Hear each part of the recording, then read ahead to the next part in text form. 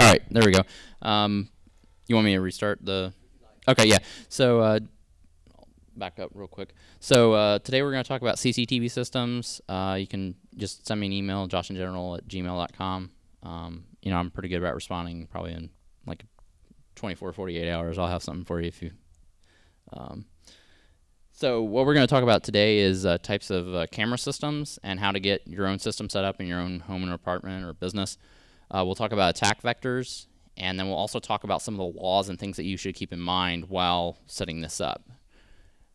Just a disclaimer, I'm not a lawyer or a judge or anything like that, so if you guys are going to take this to court or you're going to want to use it for those capabilities, I would recommend getting some legal advice and sitting down with them and helping you through it. What I'm doing is basically looking at laws, looking at ways that people have interpreted those laws and trying to make best determination that I can from that. So a basic CCTV system is explained as a closed circuit television system. It basically means that it's localized to your environment. It's not going to be streaming out on the internet. It's not going to be streaming over some other network unless you're doing something additionally with like an offsite backup. The basic system is going to have a DVR or storage system. You're generally going to have a power block that's going to be able to convert from AC to DC, and then you'll be also having a data cable and a power cable to get it from the power block to the camera system. Normally I'd recommend that you have two camera systems, or two cameras actually, so that one is pointing at the actual system, so if someone tries to steal that, you've got recording on that, and then also one that's actually pointing at your valuables, whether it be window entry or whatever you're interested in. So the first type of system is a wireless system. This is good for areas where you have a lot of foot traffic. You don't want to run wires. You just want to be able to plug it into the wall and don't have a lot of distance to do that. The second type is a wired system. This is an outdoor LED, this particular type in the middle. I'll be talking about how to kind of get around that system a little later in the talk. Finally, you have an indoor dome here. You'll see these a lot of times if you look up the ceilings of Walmart or a different kind of like Radio Shack or any kind of common place. They normally have these, and the idea behind it is it does a glass dome effect so that you can get more onto the actual camera, as well as if someone took a baseball bat or tried to shoot at it, you have kind of like a little protection there for the actual camera, so it gives you a little bit more time of recording, whereas if someone just had a baseball bat to these other two, it would take them out right away. So one thing to also look at if you're coming from the attack side and doing a red team test is fake systems. So sometimes I was actually talking to a guy last night, and he was saying that sometimes they'll put fake systems up that are very obvious, but then they'll hide the other systems in like a wall or a floor, and so you won't see those. So you'll be trying to hide from that, with your ski mask or baseball cap, and then you won't see the actual target. One thing to note though is, like I was saying with the video camera and having two cables, a lot of times the fake ones will only have one cable, as you can see in the picture there.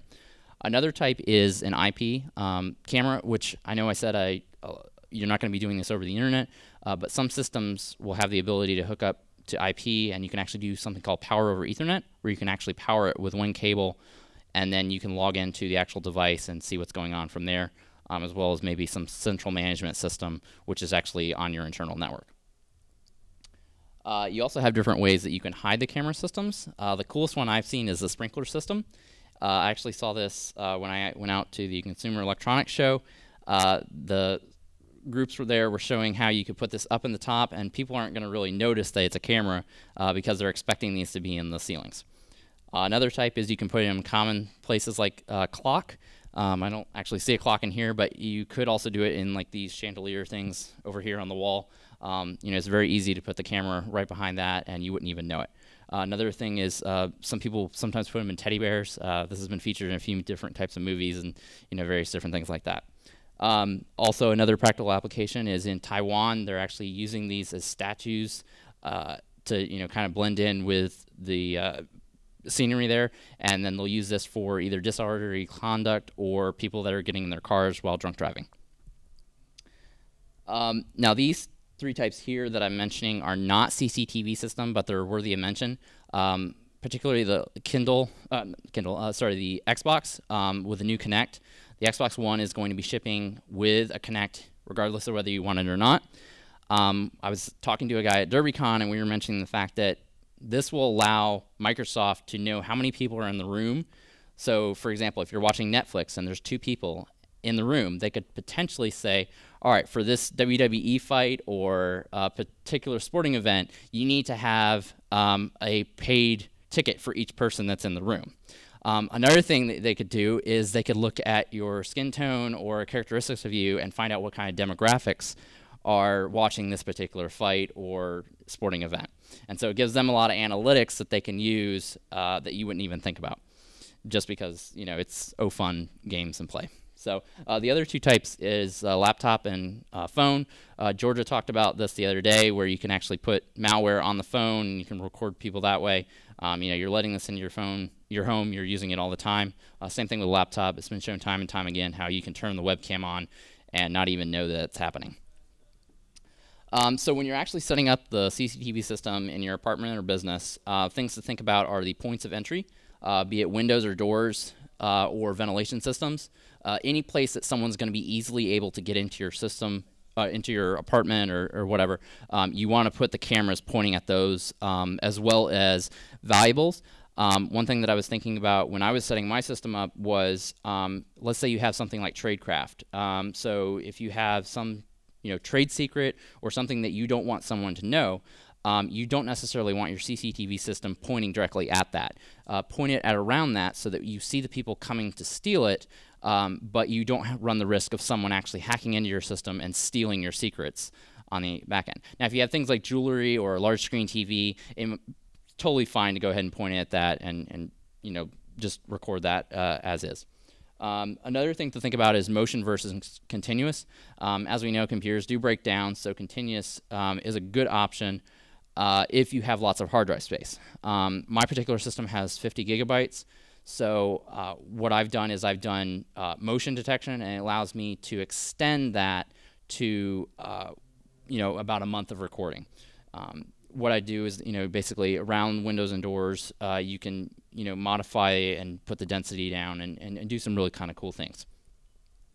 So I mentioned the Consumer Electronics Show. I went to this back with my dad when I graduated high school in 2007. I noticed that there was a lot of different companies that were sporting CCTV systems, and this is a really good way to just try hands-on to see how they work, know what kind of system you want to buy without even having to, put any down money on it. So you can see that a lot of places that you wouldn't even think about having CCTV systems, such as Sony, Samsung, you've got Honeywell. All of these have some sort of CCTV system or have had them in the past, and they're an option for you to, play around with them there. Some brands that I've noticed are good. These are particular ones from Newegg. Now, granted, I haven't actually purchased these systems, but I've looked at the reviews and compared them to the system that I have, and I'll talk a little bit about what I ended up buying a little bit later. This particular one, the first is a Night Owl Lte. That doesn't mean LTE as in having actual 3G or 4G system. It just is a cute naming system that they're trying to, make it look good. But I've tried out their software, and it's very standard oriented, and it works very well. You can use it on your phone or tablet device and actually get into your system via SSH tunneling or VPN and be able to see what's actually going on your CCTV system, even if you don't buy their actual system. So it's a very robust tool to use that. And you see the price is fairly reasonable. It's $229. Another good one is K-Guard. Both of these systems here are using VGA as their primary recording frequency, so H.264, and what that basically means is it's kind of like the same way as the standard of what I'm outputting right here, but it won't be HD. So if you need the high definition, you'd probably want to look for a higher end brand. You have on Amazon, these are 2 ones that I picked out to show to you today. One of the higher end brands is the Swan, which is $450. You can see the cameras there are a lot higher quality. You've got LEDs, so you could put them outside and do a lot of night vision with that. A really good entry point one is the Z mode. I'm have a recommendation for someone to actually buy that, and it's only $179. So if you're just wanting to get this up and play with it, and you don't mind having just 4 cameras for your system, this would be a good one to buy as well. So I'm going to start talking about some of the attack vectors before I actually jump into my system, and then I'm going to kind of circle back and talk about the brand that I bought and then how I tried to mitigate these attack vectors on my system. So the first thing that I thought about when I sat down with this, and this was some of my roommates in college when we put this together, was that wireless could be jammed. You could have someone that knows, comes over to your apartment or business, they see that you're using wireless, they know what brand you've got. When they come in to steal your stuff, they throw a jammer down, and then all your stuff is scrambled. Another problem that I've seen too is web console or default root passwords. Another one of our guys at the 49th Security Division, he had a system, and he was able to telnet into it with root and no password. So I'm not going to say it's on camera because, of responsible disclosure, but, I might be willing to talk to you a little bit more about what system to avoid for that off camera. Another option is the wired could be cut. So if you're going to do a wired system, make sure you use conduit or some kind of metal piping to make that difficult. And then a lot of the systems, like the IP cameras that I was talking about, or even the DVR systems, they have web interfaces. A lot of them are very, very kind of weak systems, and they don't think about putting SSL on there, so you have just HTTP for the login. So you could do a man-in-the-middle attack, and someone could get your stuff for that. Finally, LED lights. You can see here in the right hand, I have a picture of someone that did this from hackandmod.com. He basically created a cap that would use infrared light, and it would point at the camera from his cap, and now you can't see his face. So I went ahead and, with the help of my father, he's an electrical engineer, was looking at the diagrams, and we noticed that it was using parallel, which adds a lot more cables to the system. So we remodded it and did a series system, which would only have 1 cable. Now, I don't know if you guys can see it from online or whatever, but you can see here's the system that I made in this camera. I'm going to go ahead and do a quick demo of what I've put together, and I'll be giving this to Hackers for Charity if they haven't already finished, and you guys can participate in the auction and get it there.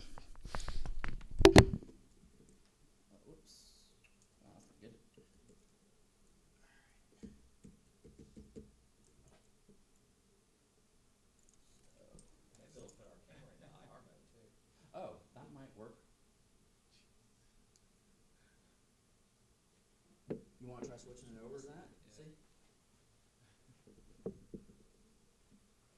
So, just while he's doing that, you can kind of see, some things a little messed up. I don't know if you can see how the light, yeah, okay.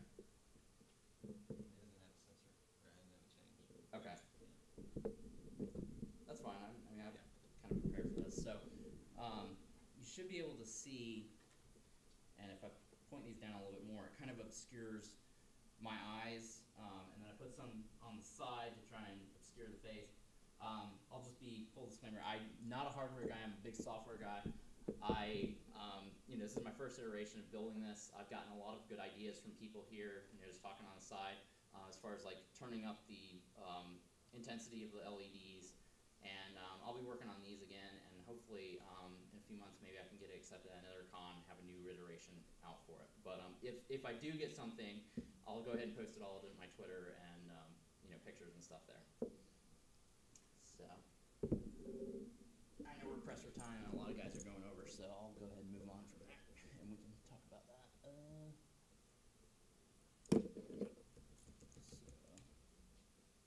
Right here, put a video in just in case it didn't work. So this is the system that I actually got. It was a Avatech, which is out of Taiwan. Now, granted, this was in 2010, so CCTV systems were not as big as they are today and as cheap as they are. So I paid $711 for that. It's a 500 gigabyte, like I said, and it uses the VGA, which ends up being 30 days rolling. So that basically means that once it gets to the end of the 30 days, it takes the first day, erases that, and repeats the process. There's a Windows client that I'll talk a little bit more about on how we got motion detection and the offsite.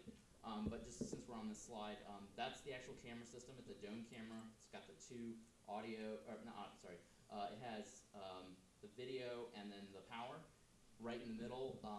You saw the other ones with the actual DVR systems, but this is what the power block looks like. And there's a sample, a little hard to see, but it basically splits it up into 4 different screens for doing the kind of weather interface and showing you what's going on the system. And you can actually, it's using QuickTime, so you can actually rewind it and it'll send a command to the DVR and show you straight from the weather interface, previous recordings. So if you can, you want to remote into it, it's pretty easy to do.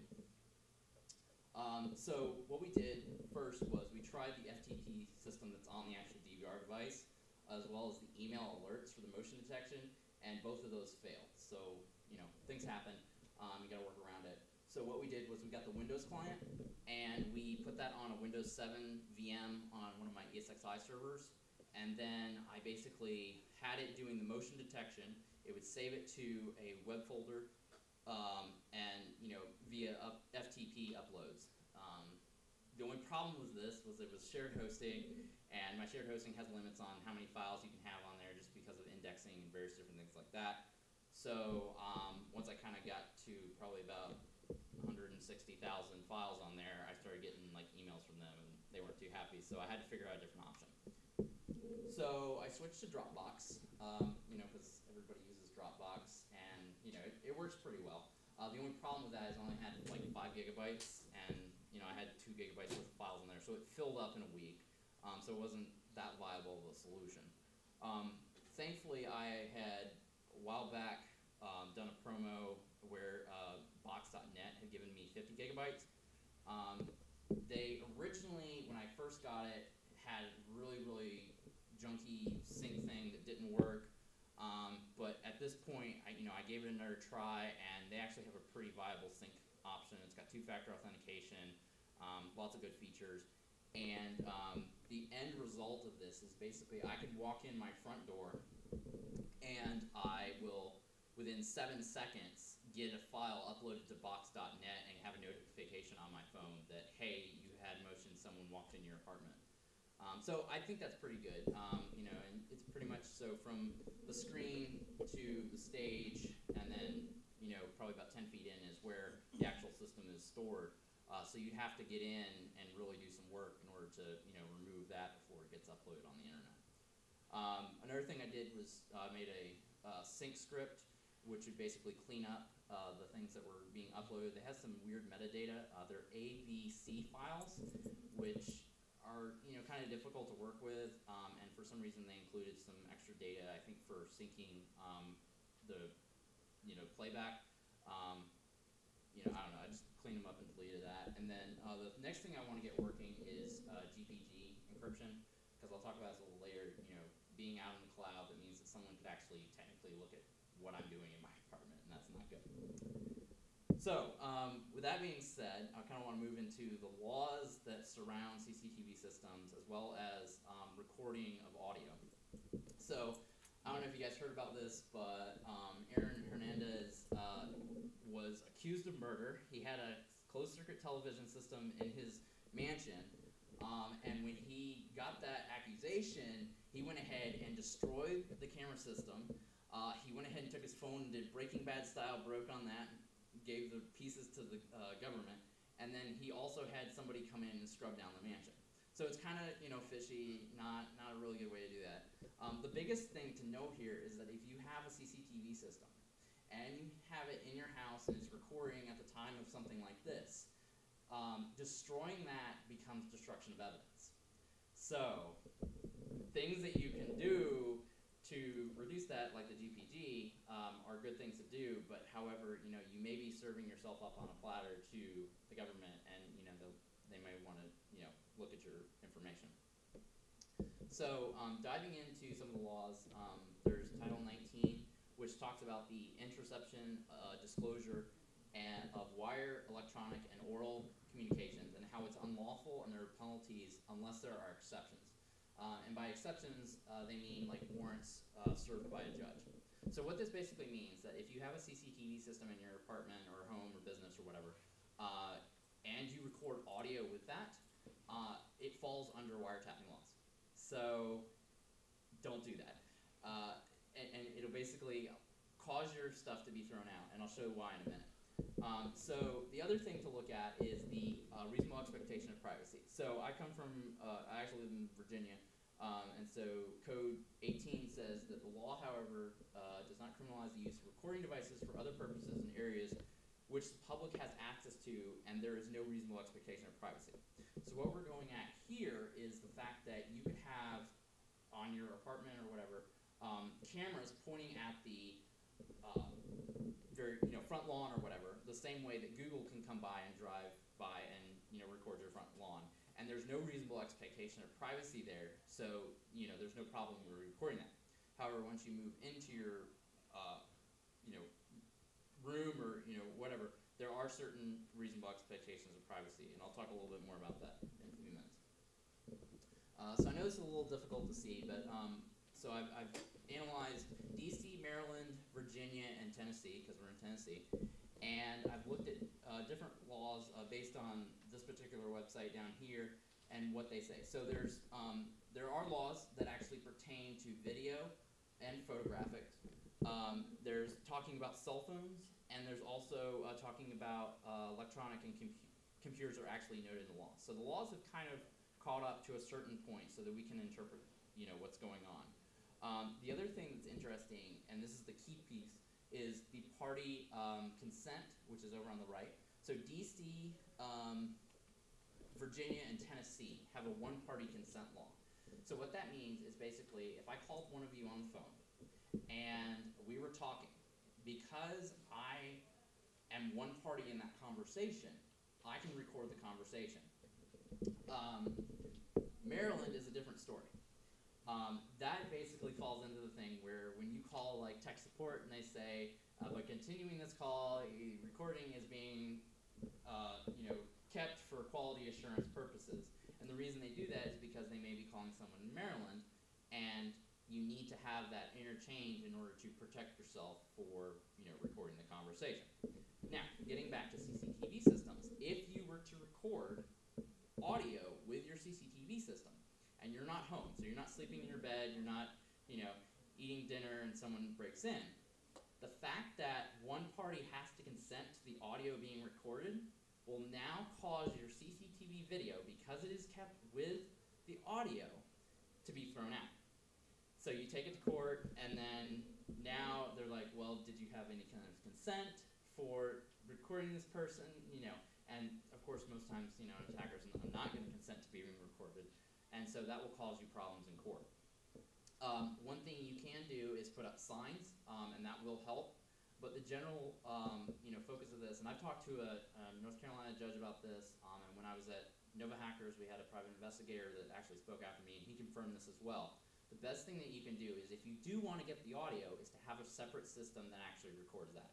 So have your CCTV system, don't do the microphones on there, but have like a tape recorder or something like that if you want to, get Joe Schmo, I'm going to grab the TV, and this, this is the reason why I'm stealing this stuff, those kind of things. And then you can fight a separate thing for that evidence. Another thing we did talk about when I first gave this talk was the fact that if you are recording the audio and you were to remove the audio retrospectively, that could be seen as tampering with evidence. So this is really important stuff to know if you're putting the system together. I'll just be honest with you. I tried to do the audio just for funsies, and it didn't work, and I ended up not using it, so it turned out better in the long run. So like I said, I talked about a North Carolina judge. Don't record the audio with the video. And these other two things that I want to touch on, I haven't actually pulled the laws out, but I did some research on them. It is a felony to record nude persons without consent. So, for example, if you're in the bathroom and you decide you want to get a glass of water in the kitchen, and you walk by and whatever, and you don't have consent, that could be seen as a felony. Another thing to think about is if you're going to have children in the room, that could be a big problem. You could get into a child pornography situation because you have a 2-year-old that decides that he's just going to run around the house naked for whatever reason. 2-year-olds do that, so on occasion. But so that's a big thing to think about. And one of the things that I've thought about in order to do this so that you can be safe is to just record going back to the entryways. Don't record the living room. Record the top of the door higher than where the child would be. Record the windows. Record ventilation systems that if someone would be breaking in. And the thought process on this is basically you're always going to have someone entering your room or your place of business or whatever by those ways. So you'll catch them there. You'll have timestamps. You'll have what you need to take that to court and be like, all right, at this particular height, this particular person, this particular information, and you'll get what you need without risking the problems of having a felony of someone doing this or getting arrested for child pornography case. The second thing that I want to talk on is basically there have been court cases where 2 consenting teenagers have sent inappropriate pictures to each other, and they have gone. One of them I know went to jail for a year because of the fact that even though you were not distributing, the fact that you could steal the camera, the pictures or whatever on the phone, it could be seen as distribution in that aspect, even though it's not your fault. They take this very, very seriously, and so it's something you need to think about as well. So another thing to think about with going back to the fact of Aaron and them trying to grab the CCTV system, it's a lot easier for them to get data at rest, and this is coming from the North Carolina judges I talked to, than it is to do a wiretap. Think about encryption. That will help you out a lot. If there's questionable stuff, then they have to go through you. Another thing is if you're doing offsite, doing encryption on that is important because they don't have to go through you. They could, if I was continuing to record this, I could basically have a fact where they're going to go to box.net and grab the information from there, and I wouldn't even know it until I get, asked to come to court. That's good stuff as well. Most states, I just did a sampling of 4. Most states do have a one-party consent law, and then finally it helps if you put signs up to, help yourself, just regardless of whatever you're doing, for taking it to court. You can say, yes, I did have signs up that these people know that there was a CCTV system by entering the property. It was my property. There's no expectation of privacy because of that, and then you can have that portion sent out as well. So, how are we doing on time? You got 20 minutes, and could you use the mic? Oh, I'm sorry. It's okay. Okay, sorry about that. Yeah. So, does anybody have any questions? Yes. So every one of these DVR and NVRs I come across, their playback functionality in a web browser seems to be limited to Internet Explorer, like IE8 and ActiveX. In your experience, have you found anything that is like, standards compliant and somewhat hardware agnostic that might run in Java, for example, or maybe a Flash container or something other than, ActiveX? Yeah. That's a pain in the ass. Yeah, so the question was, do we have any systems that do not use ActiveX and IE? My system can run in Firefox, and if I use the Owl, the Night Owl version, I can actually read that information via my phone. Most times it uses the standards, and you'll actually have to have an app that will do. It is RTP. Yes. So you're just using different protocol other than its little plugin. Right, yeah. So they have the QuickTime plugin that we actually diced it down and looked at what was going on. And it was using RTP, and so once you had logged in, you'd be able to get to that feed. And then... RTSP. Yeah. I can never remember all the acronyms, but yes, RTSP. And so I actually rebuilt it so that I could have an easier interface to log in. So I took out... Are you able to see the quadrant video, or just only able to see zones? I was able, so the way it was doing a GET request for each individual camera, and so I would just do a different GET request for the streaming from the camera. You got a question in the back? I have a little one-room work apartment. Yes. So I did something down and dirty and took a Raspberry Pi with the old Xbox 360 Live camera. Nice. And the open source motion library. And then I have a thing called a file transporter. Okay. It's you can look them up, but basically it uses SSH stuff to sync between two drives in different locations. So I have that persistent mounted on the brass Pi. So when I flip that thing on, it writes to the transporter, which then syncs out to the drive back to my house. And then I can also remotely access that from that. Gotcha. I'm just curious. So basically, for the people on the camera, he was using a Raspberry Pi to sync his video with an Xbox, and I'm sorry, it was It was an Xbox Live, just the old USB camera. just an old USB camera. Connect, Okay. and I use that for the camera on the Pi and use the open source motion library. Very good. Okay. So what was that actually dropping as far as file format? I'm just curious. AVI. Okay, that's wonderful. So yeah, I mean, And JPEG. Okay. Yeah, this does have an option to do JPEG as well. It doesn't work super well because you'll get a ton of them, and then you'll have to scroll through a lot of them. I just found the video was better, but yeah, I think the newer versions are a lot better from what I've been talking to people, and I think they'll do more of what you're wanting with the actually being able to use it in a standard browser. Another way to be somewhat compliant using the JPEG, you can actually write a JavaScript that will automatically refresh the JPEG, and then it'll give you the simulation in motion. Nice. Okay. That's about it. Yeah. Yeah. That's kind of what that open source motion library does. Okay.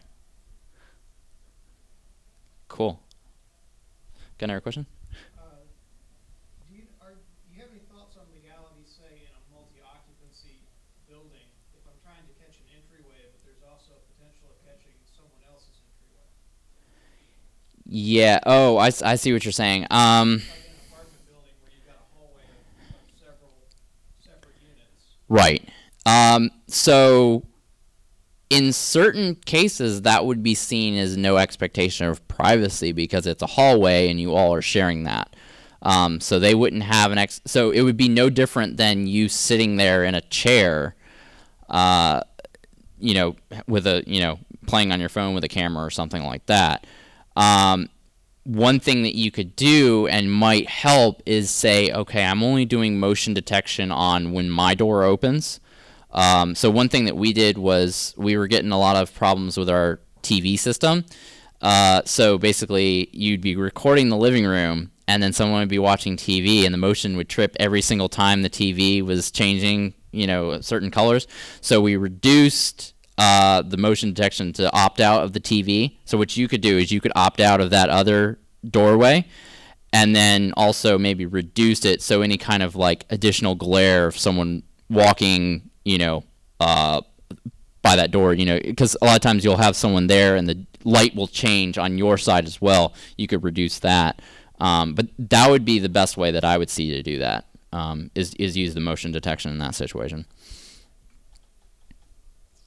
I remember some software would have for that, will let you select this area on the screen that if you see motion in here, record it. If you see something here, don't record it. Yes. Yes, that's basically what the software is doing. So it's the way it actually works is it has blocks. So it kind of does like almost like large pixelations, and then you select the blocks that you want of the area for it to record or key off of for motion, and then it'll do that. Any other questions? Yeah. Legality thing again. If I'm trying to skirt the law, say I want to break into your apartment and steal something. Yes. You've got the law about capturing new persons. So if I take off all my clothes and then break into an apartment, how does that work? Technically, yeah. I would have a yeah. It's a great question. If you walk into my apartment and you're nude, yeah, technically I didn't get consent from you, and there could be some problems. So, yeah. Awkward. Yeah, I mean, So here's the real problem with all this. So people make laws. Different people come up with this. Then you have people that are not technical that would be on a jury or a judge that's not, super technical that is reviewing this. They have thousands of other things that they're looking at. So they look at technicalities, and they have to have people that are expert witnesses. They have to have people that are interpreting the law to help them understand that.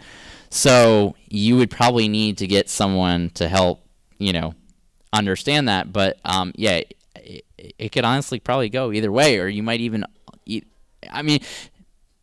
could probably pull up some other laws of the trespassing and move towards that. But gentleman in the back has a comment. One other interesting point too is that know your video system that you've set up. So like I used to, back in college, I used to do forensic analysis of video for like break-ins and stuff like that. Yeah. And on more than one occasion, I had a tape where I knew like the height of a table in the image was truly a certain height, and I knew because the camera was at an angle it caused foreshortening distortion, and therefore was able to better estimate the height of the perpetrator.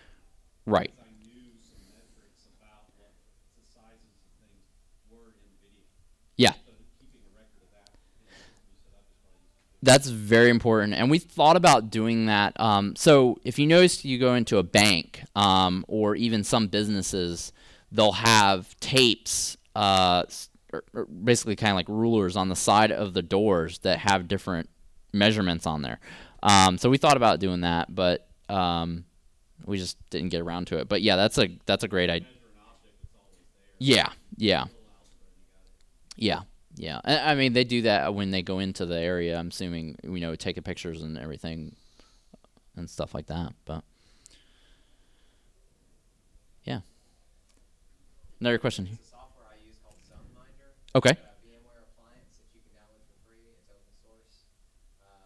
It works with most capture cards. I use a GeoVision capture card, and I also use IP capture with some access cameras, and it works really well. But ZoneMinder. ZoneMinder. Okay. Yeah. So that actually, is it like an ESXi, or is it? Yeah, it's an ESXi appliance. It's not intended to run on a VM. But Right. So you can get it deployed and know that it's going to work, and then you move it to real hardware. Right. Okay. Cool. I'll have to check that out. On the software, have you played with Blue Iris? I have not. I have not played with Blue Iris at all. What is that? It's one I've not been able to mess with yet either, but a friend came recommending it really highly for this kind of purpose. Apparently it's not free, but it's extremely cheap. Has some pretty nice capabilities as far as cross-platform and working with a really wide range of camera types. So, Okay. Cool. So is it a Linux-based solution, or? I think it'll run Linux, Windows, kind of whatever you want to do it on. Okay. Cool. Yeah. I know my roommate had played around with some open source solutions that took capture in. But some of the problems we saw with that was the delay. And also there's a weird situation with my particular version where the capture comes in. So if you play it back on an Android, the AVC file, it does this weird thing where it takes frame 1 from camera 1, frame 1 from camera 2, frame 1 from camera 3, etc. It goes around and throws frame 1 first. Then it shows frame 2 from all those cameras, and it loops. So sometimes that makes it really difficult to actually do the capture. We couldn't figure out a way to splice it out correctly. But yeah, I mean, that might work better on another system that I have, or even if I just got a capture card like you were saying. So, anything else, or? Cool. Was I supposed to be talking for an hour, or? You've got an hour talk. You've only been 40 minutes. Really, we're short for time, so if you could talk for 5 more minutes if you want to. Okay. You have some stuff to talk about. Yeah, so I could talk a little bit about how I thought it was going to be 30 minutes. But okay, cool. So one of the things I did for the hat was basically I soldered 5 of these LEDs together, and then I got a 15 ohm resistor, and then basically just put it around. I went to Radio Shack and used the connectors for the 9-volt batteries in here. So I've got 2 of them in here. It's not the most comfortable thing, but one of the thoughts for doing the attack vectors is you could do one of 2 things. You could go in to the person's system and you can actually wear that the full time and do what you need to do and get out. Or the other option is use that to go through and disable the camera system and then take it off and do what you need to do and then get out. Are you using the 970 nanometer LEDs? I think so. I think so, yeah. Yeah. So I need to probably get some higher quality ones because, as you can see, it wasn't super, super bright. Also, you have an IR filter on your laptop, so Okay. it's not going to see full intensity. Gotcha. Now, IR-sensitive cameras, like your surveillance cameras, are designed to pick up on ambient IR and IR illumination. Okay. So that's why it was looking better on that. So. As far as the circuit you're using to run those, are you just straight powering them, several volts, or are they being pulsed in any way? I haven't done pulsing yet, but I'm hoping to do that later. If you do pulsing, you can get the duty cycle down and make them a lot brighter, like beyond the limits of what that LED is supposed to be able to do. Oh, okay. If you get the duty cycle down, you can run more power across them and get more brightness, and it'll still be effective for what you want. Nice. If you get a laser in that range, you can burn the CCTV out. I was thinking about that too, but I hadn't played with that yet either. So. You could also go laser diode instead of LED, but you'd have to have some juice behind it to run it. Yeah, like a power pack on your body or something. If you got like a laptop battery, you could probably do it. I got a few of those laying around. I'll tell you a trick off camera to get laser diodes cheap and easy. Okay, that sounds like fun. Shoot, what was I thinking? Yeah, so that was one of the other things too. Also doing like a necklace sort of thing. I talked to some people about that because sometimes you'll have the cameras on high security locations. You'll have them like down below and whatnot. So you want to protect yourself from this way. But trying to think if there's anything else with the legal stuff that I could go into. Would you kind of be covering yourself on the audio versus video recording if it was recorded just to 2 separate files on the same system? So you've got an MP3 and a 4A or a 4B video? I would say that would be fine, yes. In most cases, that would work because whatever you're submitting, so. So to interlace it would be a bad idea. Yeah, I'm sorry? So don't interlace it, though. Right, yes. No interlacing. Yeah, it's got to be totally separate. But yeah, if you can submit in the file to the court system, this is what I have. And the other thing, too, is you'd have to have the proper not joint custody. It's the chain of custody. Yeah, so chain of custody that, got it from this, went to this person and that, and with no tampering. That's the key thing that they want to see. There's a tricky one. With the chain of custody, say someone steals your local copy. Right. Now you're going off your box.net copy. Yes. That's been out of your total control when it hit that third party. Does that break chain of custody? I honestly haven't researched that, honestly. But that's a good point. The fact that, yeah, it would be out of your chain of custody. It could theoretically weaken it, but it would still be the copy. Yeah. Yeah. So I think what you could do there is you could actually get documentation from box.net of the timestamp and maybe even MD5 of what was submitted. So Dropbox, I'm not sure if you're aware of this, but they actually, if you upload, an MP3 of a particular song to Dropbox and someone else uploads that same MP3 from their collection, they won't re-upload that. They'll just go ahead and copy it from yours to theirs. And so I would imagine that Box.net has something similar. If nothing else, they do keep logging of timestamps. So if something changed, then yeah, the timestamp would change. But you could basically take a screenshot of the web interface, and it would show what time that file was uploaded. And then you could basically be like, all right, yeah, I haven't touched it. They haven't touched it. Nothing changed. So yeah, here's what I copied down exactly. But there's another thing too where the FBI and some of the other agencies are doing now colo grabs of things. So where your server is actually in a colo location. So I would feel that it would fall into the categorization of that. In that kind of instance, you could basically say, well, it was in a co-location. I did have these things, but couldn't someone else accessed it there? I think it would fall into the fact that, yeah, it was under your control. It was under your account. So unless someone hacked your account, then the interpretation is the service provider is not going to be modifying it at all. So it's an assumption. It's not a law. So, all right, very good. Thank you.